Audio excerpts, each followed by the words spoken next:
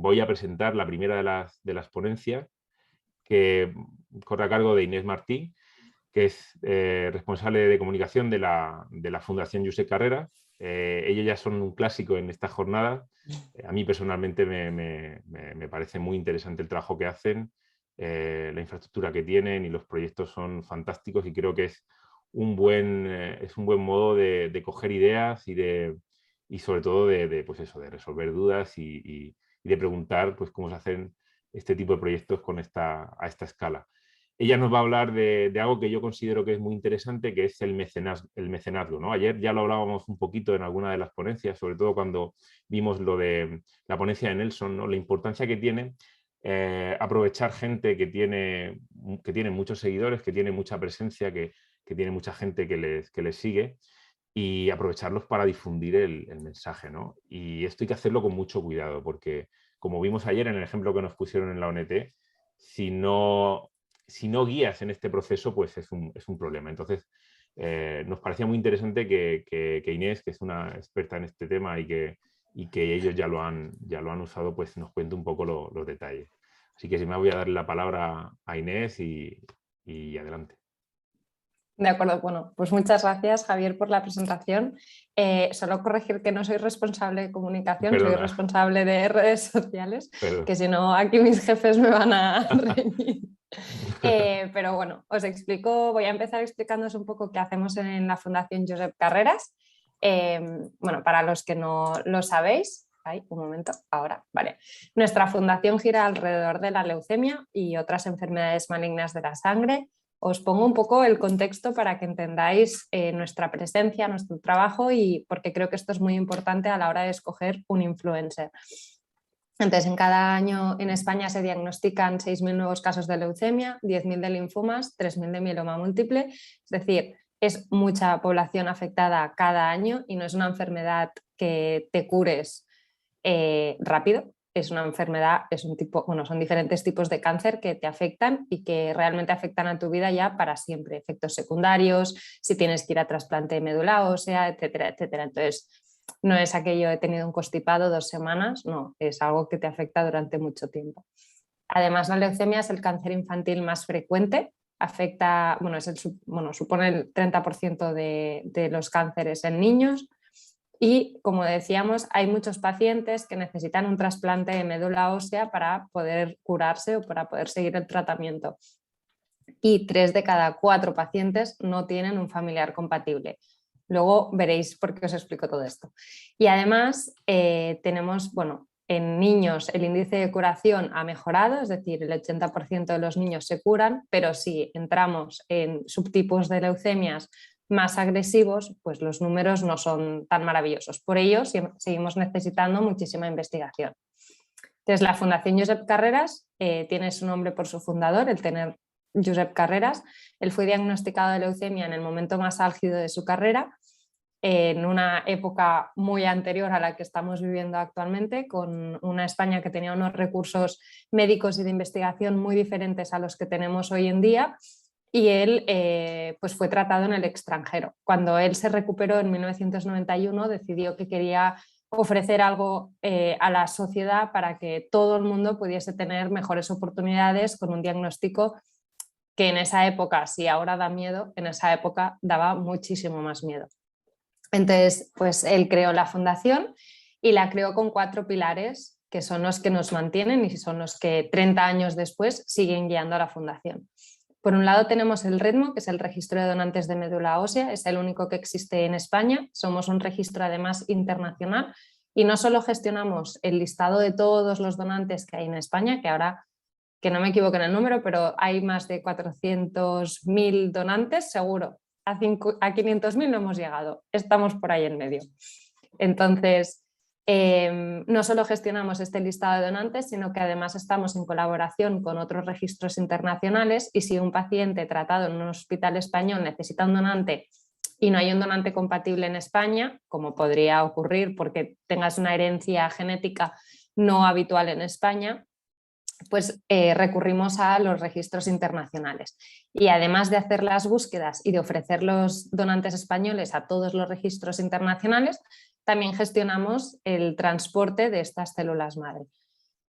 Así como para dar 4 pinceladas de la donación de médula ósea e intentar hacer un poco de intento que todo el mundo se informe sobre este tema, puedes registrarte como donante si tienes entre 18 y 40 años, si no tienes ninguna enfermedad autoinmune, no has sufrido un cáncer o no tienes una enfermedad grave que te pudiese poner en riesgo. Y cuando llega el momento de la donación, no eres tú quien se traslada, sino que son tus células las que viajan hasta donde esté el paciente. Luego, otro de nuestros pilares es la investigación científica. Contamos con uno de los centros más grandes de Europa y si miramos los centros específicos de investigación de la leucemia, es el más grande de Europa. Se llama el Instituto de Investigación contra la Leucemia Josep Carreras. Se encuentra en Badalona, aunque ahora ya tenemos 3 campus y contamos con más de 400 personas que luchan cada día contra la leucemia y a favor de la investigación. Por otro lado, contamos con 6 pisos de acogida en Barcelona. Los pisos de acogida es algo clave para la recuperación del paciente. Depende muchísimo de en qué ciudad vivas cuando te diagnostican de una enfermedad tan grave y los recursos de los que dispongas para poder llevar a cabo tu tratamiento. Si tú eres de un pueblo pequeño, quizá tu hospital de referencia en el que puedas realizarte el trasplante o la quimioterapia o el tratamiento diario está demasiado lejos y pues son personas que no pueden estar 2 horas en el coche cada día para ir a recibir su tratamiento.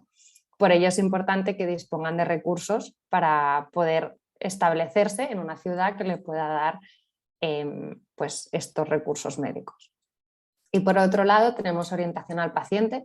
La orientación al paciente la hacemos casi toda online a través de nuestra página web, que es referencia de información en todo tipo de información médica en cuanto a tratamientos, el tipo de enfermedades. Además tenemos un consultorio online que contestan nuestros encargados médicos, que son el doctor Carreras y la doctora Villa.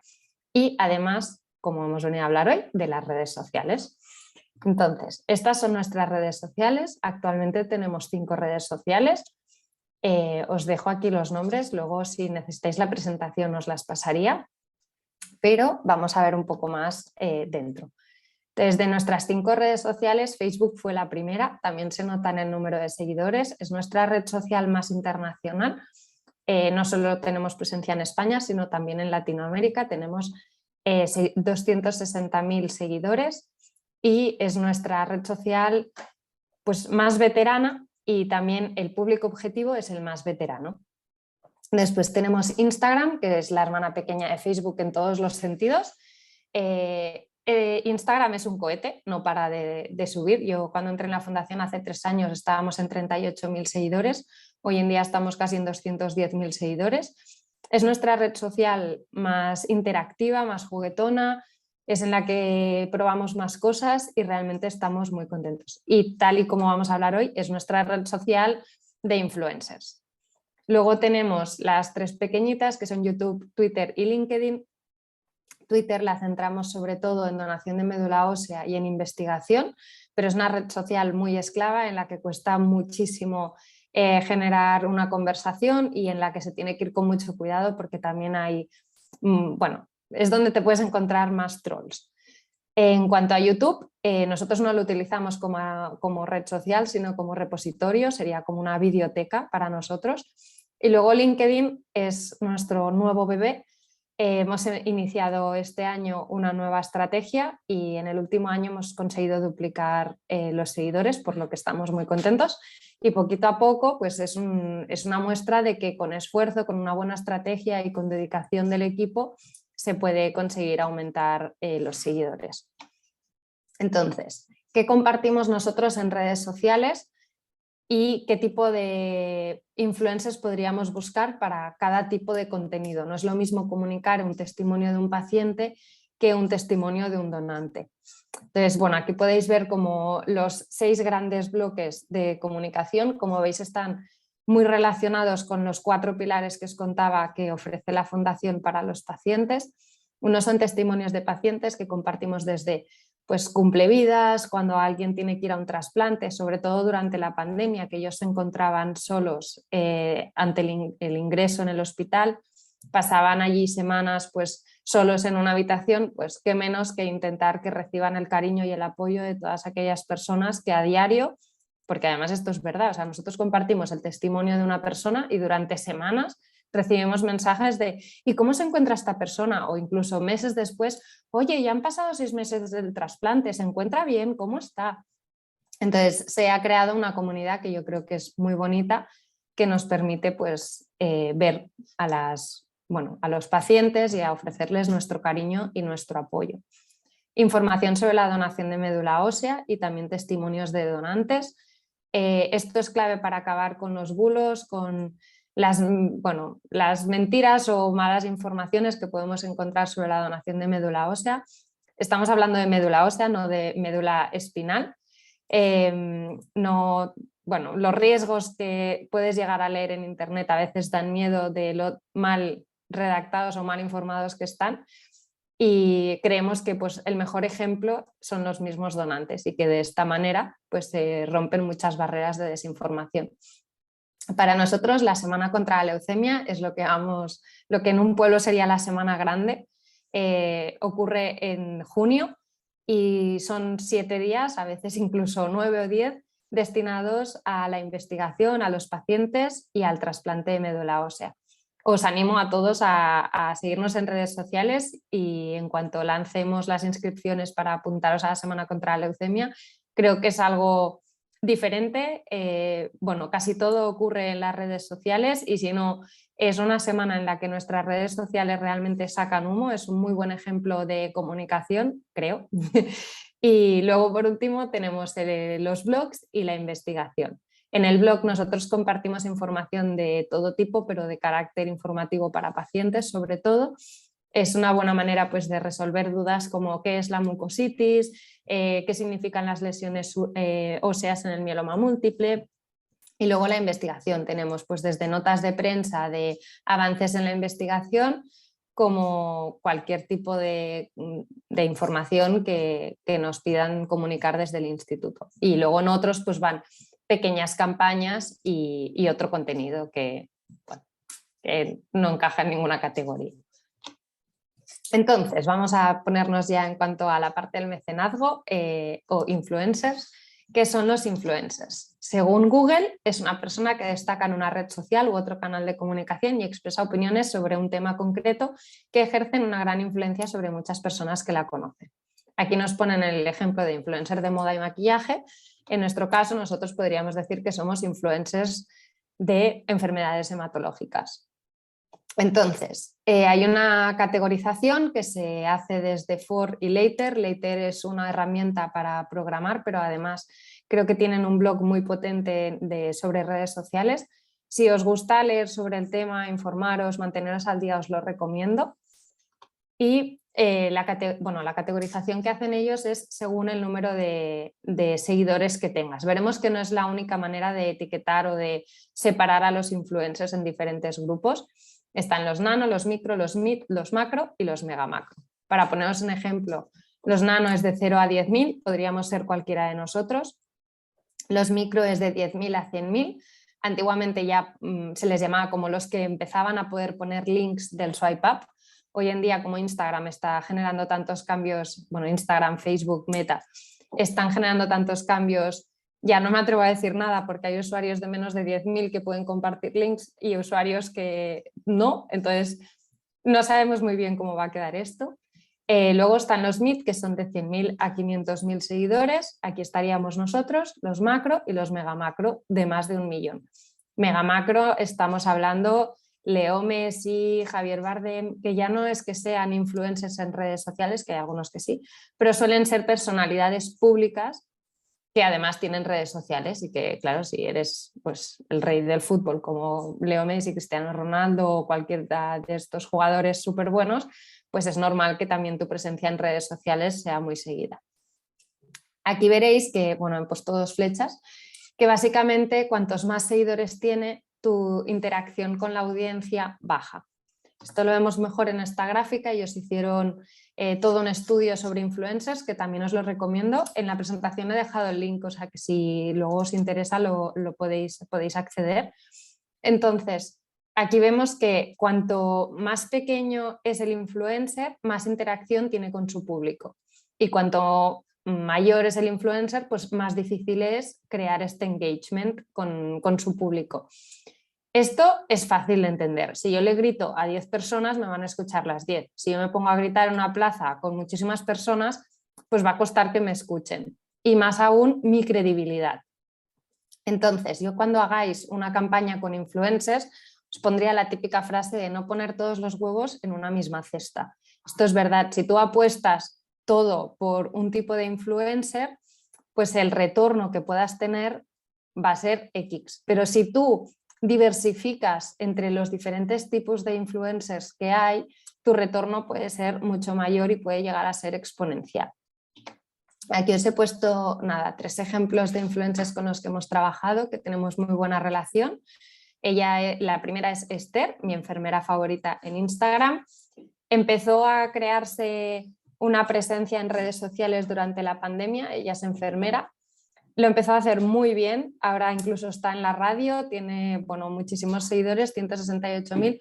Ella es un ejemplo de influencer específica de, en este caso enfermería, pero de salud, sanidad en general. Luego tenemos a Dani Rovira, tiene 2,4 millones de seguidores. Él tiene su propia fundación, Fundación 8 Tumbao. Es un gran ejemplo de influencer o de personalidad pública, vamos a decirle. Él sería un mega macro influencer. El contenido que comparte en sus redes sociales es desde personal hasta cosas que a él le puedan interesar o le puedan molestar, porque también sabemos que lo comunica.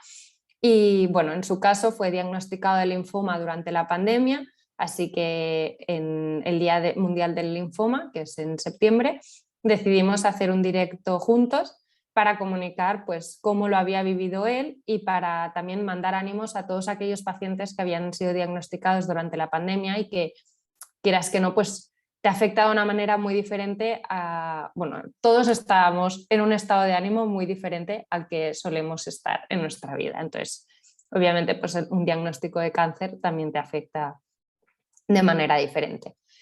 Y por último tenemos a Lucía Galán, Lucía mi pediatra en Instagram. Ella es ella ya es macro influencer. Como decía, es pediatra, pero además ha sido seleccionada como una de las mejores divulgadoras sanitarias por la revista Forbes, o sea que no lo decimos nosotros, es una crack, y ella además es socia de la fundación. Entonces, como socia de la fundación, nosotros el año pasado lanzamos un cuento solidario que se llama El bebé forzudo, cuenta la historia de Gabriel, un niño diagnosticado de leucemia, y le preguntamos si le gustaría colaborar. Nos dijo que sí, que encantada. Escribió el epílogo del libro y además nos ayudó en la difusión en redes sociales. Entonces, ¿cómo escoger entre todos los influencers que hay? ¿Cómo decidir cuál es el correcto o cuáles, como decía antes, son los correctos para tu campaña? Lo más importante es qué vas a comunicar en tu campaña, qué tipo de contenido tienes pensado hacer. ¿Es para hacer un directo? Porque hay influencers que no quieren hacer directos. ¿Es para que comuniquen algo tuyo? ¿Es para que ellos creen su propio contenido? Porque según el tipo de contenido que tú quieras conseguir, ellos te van a facilitar o no el trabajo. Después tienes que conocer el público objetivo de tu campaña. Si nuestro público objetivo es, por ejemplo, en el caso del bebé forzudo, era llegar a madres y abuelas, porque era un cuento infantil y al final es el público que suele comprar este tipo de cuento, pues el público, o sea, los influencers que tenemos que buscar tienen que tener un público afín a nuestro público objetivo. Si se trata de la donación de médula ósea, pues no nos interesan influencers que su público seguidor tengan más de 40 años. Queremos influencers con un público objetivo joven. Por otro lado están los recursos de los que dispongas como organización o como empresa y la afinidad, porque no es solo que a ti te guste ese influencer, sino que tú le tienes que gustar a él también. We like you too, ¿no? Entonces, si tú no le gustas a ese influencer, no va a querer compartir, a no ser que sea un mal influencer y se case con cualquiera por dinero. Hablando de dinero, ¿qué valor tiene el trabajo de un influencer? ¿Cómo monetizamos esto? A ver, esto es un tema delicado. Cada influencer tiene sus propias tarifas. Yo siempre les respondo lo mismo, RSC. Si las empresas hacen RSC, si las empresas están dispuestas a colaborar, si hoy en día estamos viendo que las empresas se mueven hacia la colaboración, hacia ayudar a la sociedad, hacia devolver aquello que todos hacemos mal por la sociedad, pues intentar hacer algo bueno sin hacer greenwashing, sino realmente hacer algo por los demás, porque ellos no. Y entonces, en nuestro caso, en la fundación, siempre les pedimos RSC, que no nos cobren por colaborar con nosotros, que si lo hacen es porque se enamoran de la campaña, porque creen en el trabajo que hacemos y porque es importante hacerlo. También os diré, si yo trabajase en una empresa y no en una fundación, no me atrevería a pedir una colaboración gratuita. No es lo mismo pedir que te vendan un producto que pedir que colaboren en la lucha contra la leucemia o en la donación de médula ósea o en cualquier otro tipo. Entonces, es muy importante diferenciar, valorar su trabajo y valorarles como una empresa. Si una empresa tiene beneficios fiscales por hacer RSC, un influencer, que al final no deja de ser una empresa de una persona y en muchos casos más de una persona porque suelen tener equipo a su cargo, también deberían tener estos beneficios fiscales. Entonces, ¿existen otro tipo de influencers que no sean los que hemos estado hablando de Macro, Meet y tal? Sí, todos somos influencers de nuestra casa. Al final, si a mí mi madre me recomienda un tipo de jabón para la ropa, me la voy a creer muchísimo más que cualquier influencer que haya visto en las redes sociales. Y de allí surge la idea de los imparables 2.0. ¿Qué son los imparables 2.0? Esto es un concepto que creamos nosotros en la fundación. Se trata de crear a nuestros seguidores como influencers. Os he dejado el link por si os queréis apuntar. Ahora es un proyecto que está pausado, pero que pronto va a volver a su esplendor. Y la idea de los imparables 2.0 es que muchos puntitos pequeños hacen brillar toda la noche.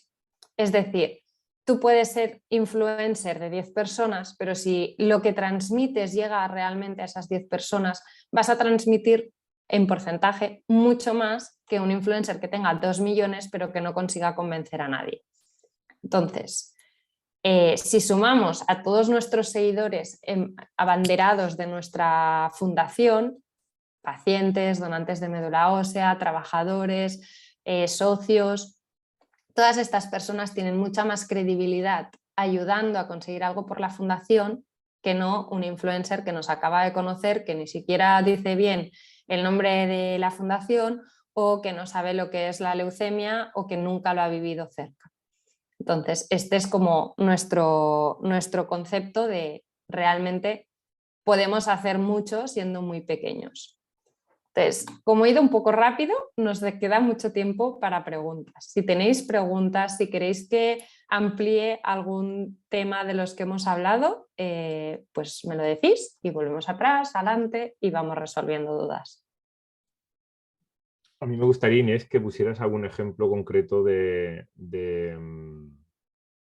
campaña? Sí, algún ejemplo concreto, alguna anécdota de alguien que lo haya hecho bien y que lo haya hecho mal también. Vale, que así que se aprende más de ejemplos donde se ha hecho mal que cuando se ha hecho todo bien, ¿no? Vale, pues ejemplos que se ha hecho mal, justamente os decía, influencers que quizá no saben ni el nombre de la fundación. Esto nos ocurrió.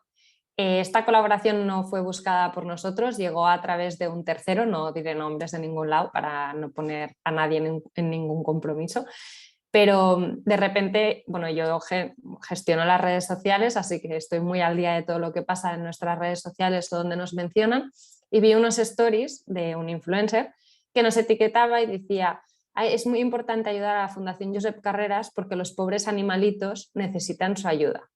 Que yo me quedé así, dije, animalitos, nosotros, y vi el mismo story como 20 veces, se lo envié a una compañera en plan, oye, no estoy loca, ¿no? Está diciendo animalitos, no dice ni niños, ni personas, ni enfermos, dice animalitos. Pues se había confundido. La persona que le había pasado el copy a este influencer había mezclado dos campañas diferentes y él estaba pidiendo ayuda para otra asociación de animales mencionándonos a nosotros. Entonces, bueno, claro, obviamente le escribimos por privado, por favor elimina estos stories, hay un error, nosotros no somos esta asociación a la que intentas ayudar, pero él hablaba de la Fundación Josep Carreras. Bueno, se disculpó con nosotros, intentó arreglarlo, tampoco fueron las mejores maneras porque entonces, bueno, durante la pandemia decidió sortear una cena con él mismo a beneficio de la fundación, que no veíamos dónde estaba el beneficio porque no, o sea, no había beneficio ni en investigación ni en comunicación, simplemente mis fans pueden conocerme a través de un like, que tampoco nos daba, y un like en una publicación suya, por lo que tampoco nos daba nada, simplemente estábamos allí etiquetados. Este sería un ejemplo, para mi gusto, desastroso. En cuanto a ejemplos buenos, tengo muchísimos. Hablando de la campaña del bebé forzudo, que es la última así grande que hemos lanzado con influencers, se trata de la venta de un producto solidario. Como os decía, nuestro público objetivo eran las madres o tíos o padres o primos y abuelos, abuelas. Entonces nuestra mejor baza era llegar a perfiles que fuesen seguidos con esta motivación de los niños pequeños. Entonces hicimos todo un listado de influencers. Dentro de estos influencers teníamos de las diferentes categorías. Teníamos influencers más locales, teníamos influencers pues, más nacionales, incluso alguno internacional. La colaboración, les enviábamos un primer email: hola, somos la Fundación Josep Carreras, hemos lanzado o vamos a lanzar, dependía del punto de la campaña en el que estuviésemos, nuestro primer cuento solidario, nos encantaría que colaborases. Si nos dejas tu dirección, te haremos llegar el cuento. Dentro de esta campaña te puedes encontrar diferentes tipos de influencers. Habían influencers que nos decían, por supuesto, por favor, además dime los gastos del libro y los gastos de envío y os haremos un donativo a cambio, por lo que realmente era cero gasto para la fundación. Y habían otros que te decían, por supuesto, muchísimas gracias por pensar en mí, estaré encantado de compartirlo. Y luego llegaba el momento de la realidad. No todos los influencers hacen lo que prometen. Es una pena además que se dediquen a estafar o a olvidarse de una colaboración con un buen fondo y la realidad es que no todos llegaron a compartir el contenido. Dentro de los que compartieron el contenido, pues habían algunos que hacían unos stories explicando la causa, algunos se ofrecieron a hacer un directo con nosotros, como Lucía Galán, por ejemplo, pero claro, ella estaba mucho más implicada porque su nombre sale en el libro, es socia de la fundación, su compromiso va mucho más allá de las redes sociales. Y luego habían otros pues, que colgaban una foto o hacían un sorteo. Claro, comprando ellos, pues compro 20 libros y los sorteo entre mis seguidores. Y pues esto está muy bien. Al final nosotros recibimos igualmente el beneficio para destinarlo a la investigación. Se da visibilidad de una manera en la que el cuento no queda, porque además ellos lo especificaban de los cuentos han sido pagados, es un regalo para vosotros porque a mí me ha encantado. Y realmente pues la gestión estaba muy bien hecha. Y luego pues había quien se olvidaba de que realmente pues tenían esa colaboración apalabrada, pero como no había pues un pago, pues se les olvidaba. Estos serían como ejemplos buenos. Luego, es lo que os decía, ¿qué tipo de campaña es? ¿Cuál es vuestro público objetivo para buscar un público afín? Cuando hicimos la campaña de Un Match por una Vida hace 2 años, el tipo de influencers que buscábamos era muy diferente a la que hemos buscado ahora con el bebé forzudo. En el bebé forzudo buscábamos sobre todo pues, familias o madres o padres influencers, y cuando hablamos de Un Match por una Vida se buscaba un perfil de gente pues, mucho más joven, con un público muchísimo más joven.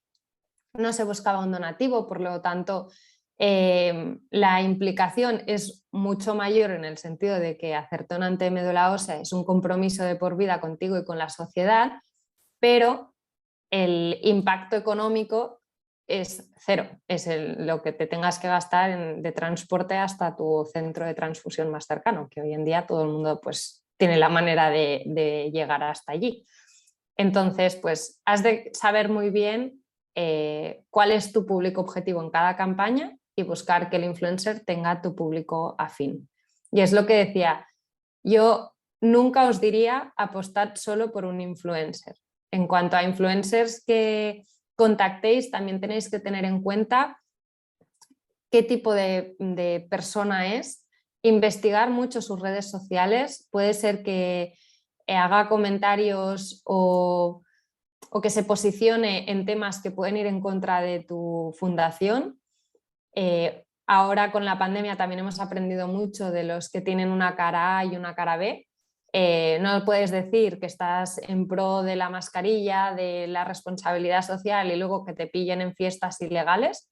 Para nosotros esto era algo muy importante, al final estamos relacionados con pacientes inmunodeprimidos, son personas que durante 2 años y hoy en día todavía tienen miedo, porque al final si estás inmunodeprimido, tu sistema inmunológico, tu sistema de defensa está afectado y por ello pues tienes que ser muy responsable con qué haces y dónde vas para no contagiarte pues, de cualquier tipo de enfermedad.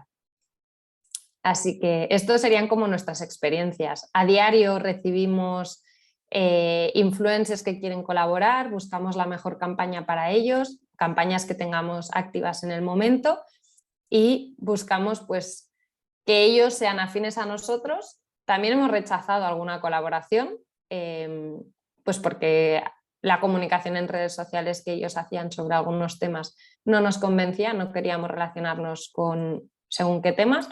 Y abiertamente les hemos dicho, creemos que no encajamos en vuestra comunicación y vosotros tampoco encajáis en la nuestra. Y hay que saber decirlo y no comprometerte a algo que te pueda perjudicar. Quería plantearte una cosa. En las primeras jornadas tuvimos a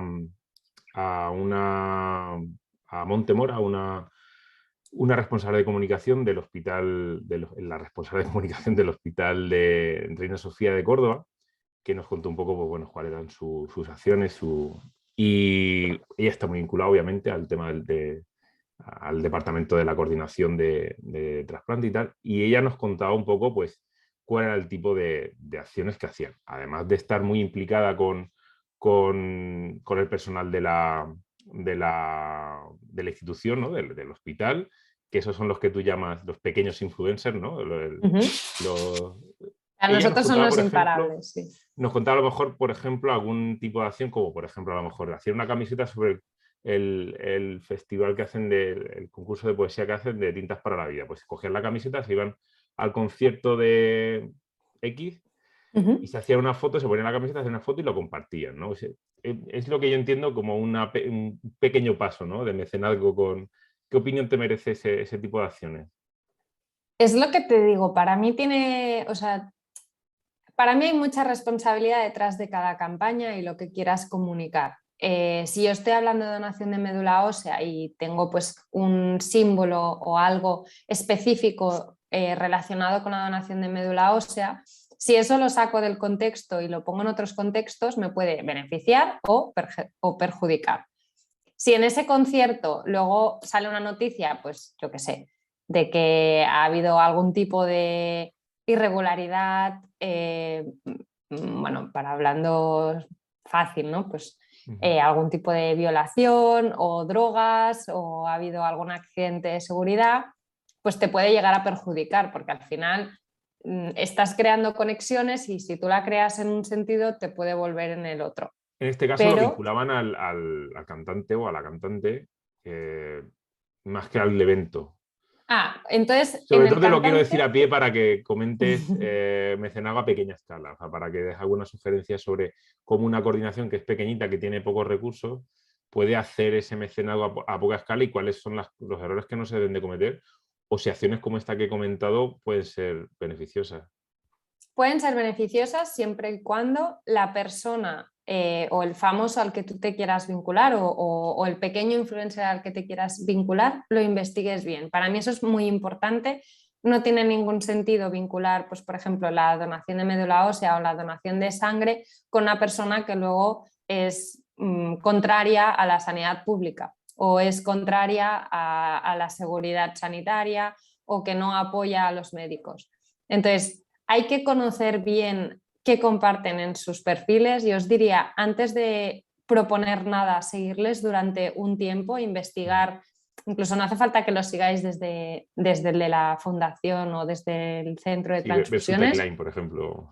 Sí, o bueno, o desde el vuestro personal. Empaparos bien, convertiros en su público afín y ver si realmente vosotros sois los que mejor conocéis a vuestros objetivos. Entonces, asistir a conciertos y relacionarlo de esta manera, a mí me parece una muy buena idea. Otra opción que yo recomendaría, sobre todo si hablamos de donación de sangre o donación de médula ósea, es centraros en equipos de fútbol locales. Al final todos los equipos de fútbol tienen su equipo de fans y están relacionados con el deporte. Para mí todo lo que es sanidad y deporte pueden ir mucho de la mano. Si tenéis acceso al club de fútbol y a sus jugadores, cada jugador tiene su propio público objetivo, el equipo en general tiene otro público afín. Entonces, allí es donde yo creo que hay una gran baza. Cualquier deportista de élite o no élite, pero que tenga un poco de presencia en redes sociales puede ser un gran aliado para la donación de sangre o para la donación de médula ósea o de órganos en general. Pero también hay que ir con cuidado y mirar cada perfil. Por ejemplo, a mí yo me acuerdo que me sorprendió saber que Cristiano Ronaldo no se hacía tatuajes porque no se quería saltar ninguna donación de sangre que pudiese hacer en un año. Y pues no sé, nunca lo hubiese procesado así, ¿no? Su personalidad que ves en el fútbol o que ves en redes sociales, jamás hubiese dicho que tenía este objetivo. Y en cambio, pues tiene este objetivo él personal y me parece estupendo. Tampoco significa que no cojas a nadie con tatuajes, obviamente. Puedes donar sangre y puedes donar médula teniendo tatuajes, lo único es que tienes que esperar 4 meses desde el último. Entonces, sobre todo es conocer muy bien el público afín de ese influencer o de esa personalidad y entonces ver si ese público afín es tu público objetivo. Este sería como mi mayor consejo. Y luego a la hora de contactarles, pues hay algunos que te redirigen directamente a su representante o a la agencia que los está gestionando y hay otros que te lo gestionan todo ellos mismos por redes sociales. Para mí lo más fácil es, cuanto más fácil se lo pongas y menos tengan que hacer ellos, más fácil es que te hagan una colaboración gratuita. Y en el caso, por ejemplo, de personas trasplantadas, no sé, se me ocurre, por ejemplo, el caso de Rafael. Yo creo que eso pueden ser, las coordinaciones lo detectan y pueden ser personas muy potencialmente... Por supuesto, si hay una personalidad una personalidad pública o una persona influyente que ya de por sí está relacionada con el tema, está vinculada, la sensibilidad que tenga a la hora de que tú se lo pidas es mucho más alta. Entonces, si tú detectas que tienes una persona afín, que has tratado con ella, que yo qué sé, pues que va a donar sangre, puedes comentárselo siempre desde el respeto. Hemos de pensar que aunque sean personas públicas también tienen su vida privada y pueden decidir no compartirlo, pero si los tienes allí, pues con todo el respeto le dices, oye, ¿te podemos proponer una colaboración en redes sociales para dar voz a esto tan necesario? Y lo más probable es que ellos te digan, sí, claro, por supuesto. Incluso si están donando sangre en ese momento, les puedes decir, ¿qué te parecería si lo comunicas en tus redes sociales y nos etiquetas? Esta es la manera de etiquetarnos. En este caso, por ejemplo, a mí me gusta mucho cómo lo trabajan en el Centro de Transfusiones de Cataluña, en el Banc de Sang i Teixits, que es BST. Realmente lo hacen muy bien. Crean campañas offline que luego se convierten en online, es decir, ellos en los centros de transfusión tienen pues como unas tiritas gigantes de cartón, tienen los símbolos de los diferentes tipos de sangre y animan a que la gente se haga pues una foto y los etiquete para generar contenido. De esta manera, a diario tienen gente etiquetándoles en redes sociales. Es una manera muy fácil de crecer y es una manera de decir, yo también quiero donar porque yo también quiero demostrar en redes sociales que soy buena persona, que al final poco las redes sociales están para eso, ¿no? Para enseñar nuestro ego lo guapo que soy, las buenas vacaciones que tengo y la buena persona que soy. Y aunque queda un poco mal decirlo, al final nosotros en redes sociales todo el mundo enseña la mejor cara. Nadie va a hacerse la foto recién levantado, no os lo creáis. Así que hay que crearles la vía para que comunicar lo bueno. O sea que para mí una frase que me gusta mucho es: vamos a intentar conseguir que ser buena persona esté de moda, ¿no? Y la mejor manera es pues hacerlo que sea guay, que realmente a la gente le apetezca hacer cosas buenas. Pues invito a cualquiera que aproveche la oportunidad de preguntarle a Inés. Ay, espera, voy a dejar de compartir.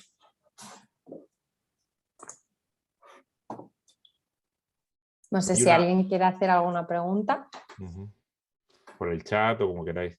Me gustaría que hablaras un poquito más de ese tipo de mecenazgo micro del que has hablado, de los ¿cómo es? Imparables 2.0. Imparables 2.0. Háblanos un poquito sí. de esa campaña porque me parece muy interesante. Los Imparables 2.0 surgió de la necesidad de que teníamos muchos seguidores pequeñitos que nos decían: ¿cómo puedo colaborar en redes sociales? Yo no me puedo hacer socio porque no tengo dinero, o ya soy socio pero quiero hacer algo más, o los pacientes que compartían nuestras publicaciones en sus redes sociales, y dijimos: ¿cómo podemos llevar esto un paso más allá?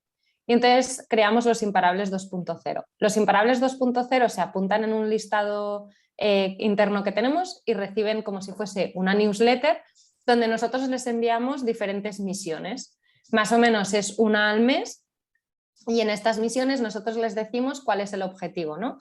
Pues por ejemplo, me acuerdo que la primera era decir que en los hospitales también hay risas, porque aunque el cáncer da mucho miedo, cuando se diagnostica a un niño pequeño es sorprendente verlo, que la mayoría del tiempo se están riendo. Entonces les enviamos vídeos de niños pequeños en el hospital que eran bastante, bueno, a mí me impactaban, ¿no? Por el hecho de que ves a un niño pequeño en el hospital que se encuentra mal, con los cables, con todo, pero sin embargo se ríen.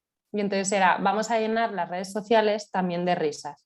Entonces nosotros les enviábamos el vídeo y les explicábamos cuál era el objetivo y ellos lo compartían en sus redes sociales.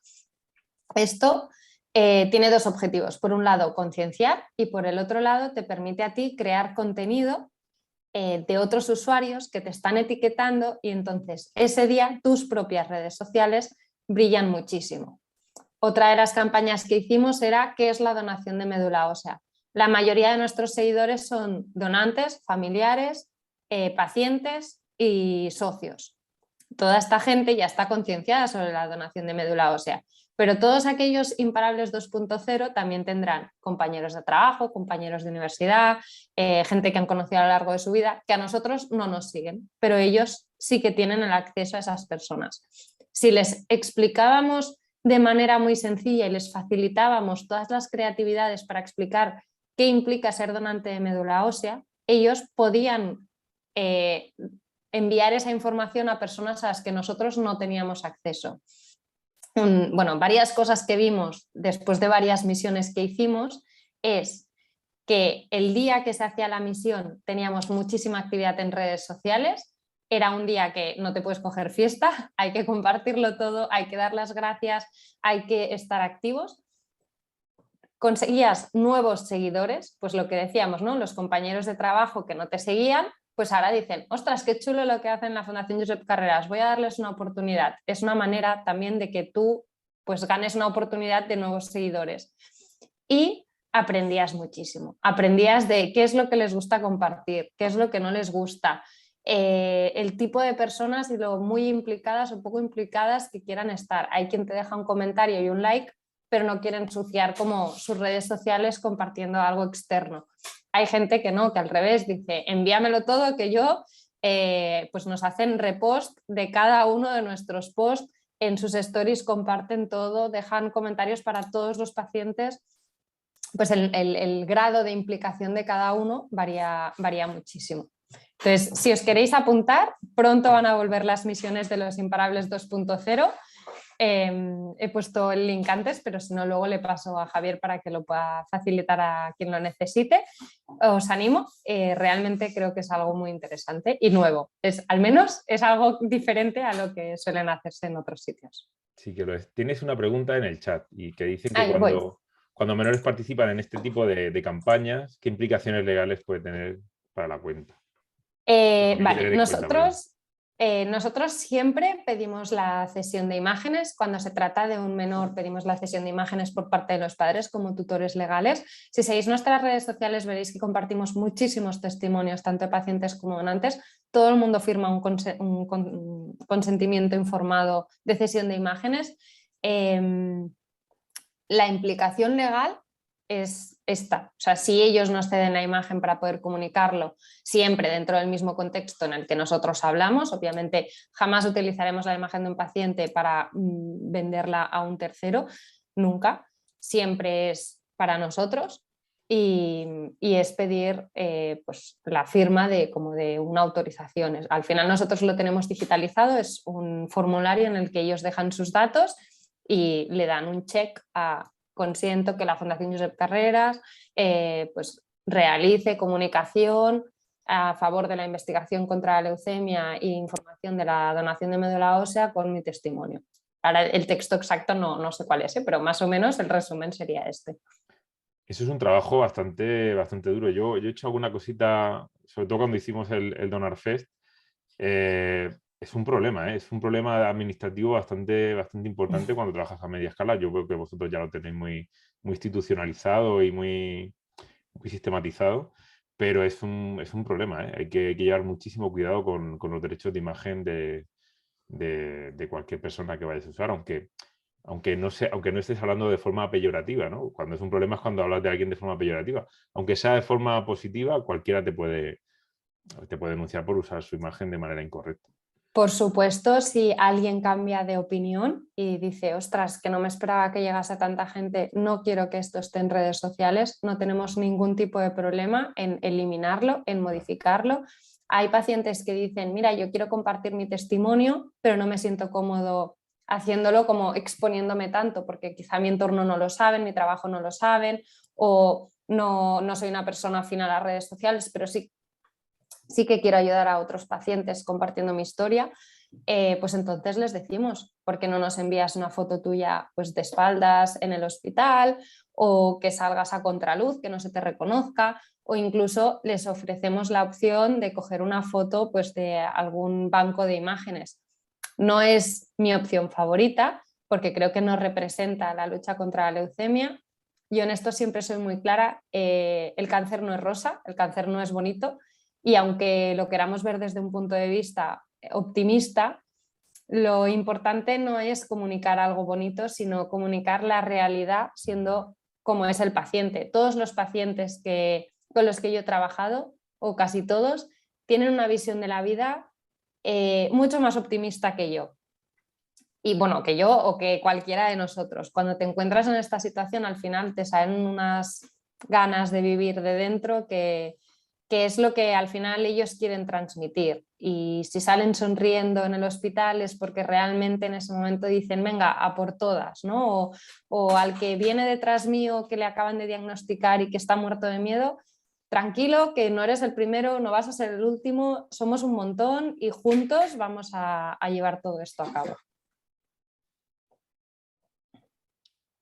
Pues si nadie tiene más preguntas, Inés, muchísimas gracias por Gracias tu a vosotros. intervención. Ha sido muy productiva y seguro que te emplazamos para el año que viene. Y nada, muchísimas gracias.